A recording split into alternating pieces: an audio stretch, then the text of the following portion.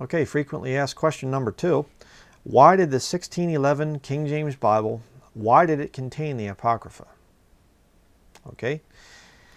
Now this is another one of the attacks that the new versionists will often come up with. They'll come out with this thing and they say this, and if you're new to the whole issue, you might get kind of like, oh, wow, that's really bad. Well, it would be, but until you know the facts, then it's not bad. The fact of the matter is that the King James, in the authorized version, as it was originally called, was translated from 1604 to 1611. And what they did is they took the apocryphal books and they put them between the Old Testament and the New Testament for their historical quality, for, just readability. People read a lot more back then than they do today. And so it was between the New Testament and the Old Testament. See, they didn't want to put them interspersed with the Old Testament like Catholic Bibles, because the reason that it's not legitimate is because there are no New Testament quotations from the apocryphal books. Nobody's saying in the New Testament, as it's written in Tobit or Judith or something like this, they're not referring back to these apocryphal books. So that's why originally they had them between the Testaments. Later on, they decided to take them out, okay, just because they're not necessary. They're just, they are ancient writings in terms of going back to the probably 2nd or 3rd century, but they're not important, not at all important. And they definitely were not being read by Jesus and the disciples. But ironically, these same people that would use that to attack the King James Bible, it shows some ignorance and hypocrisy on their part. You see, right here, let me just show you, this is a New American Bible, a Roman Catholic Bible.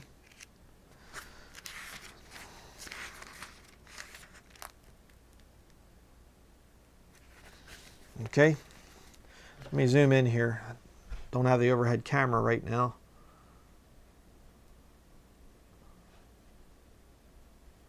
Okay, I don't know if you can make this out, but here you can see the list of the books there in the Old Testament.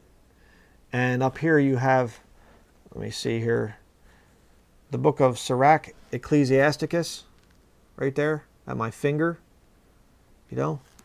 Right underneath it you have Isaiah, Jeremiah, Lamentations, Baruch.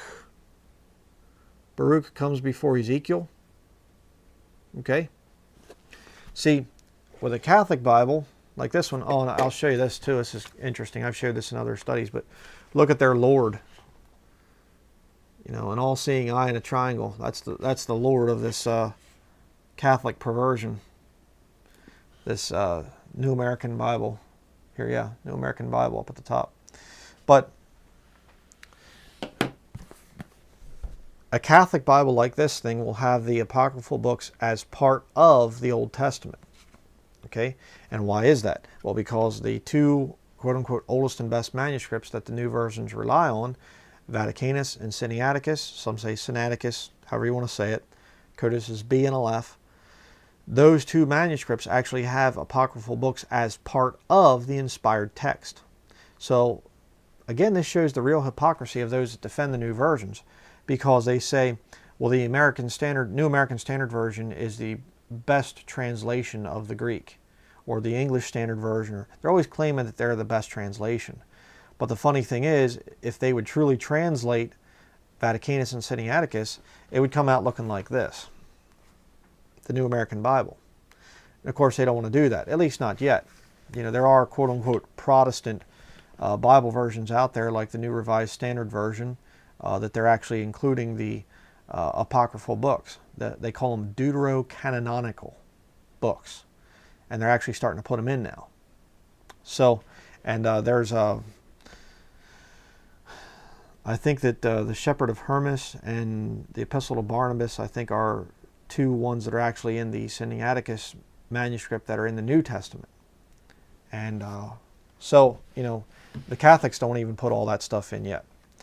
But they probably will eventually. So, why did they include the apocryphal books as part of the 1611 Bible? Well, for their historical quality. And later on, the Lord led them to take those books out. Again, not a problem for the King James Bible translators, because they were clearly saying, the Apocryphal books are right here. You can read them if you want to. If not, you don't have to. But we're just putting them between the Testaments, not interspersed like the Catholics do. Putting them between the Testaments for their historical value. And later they took them out.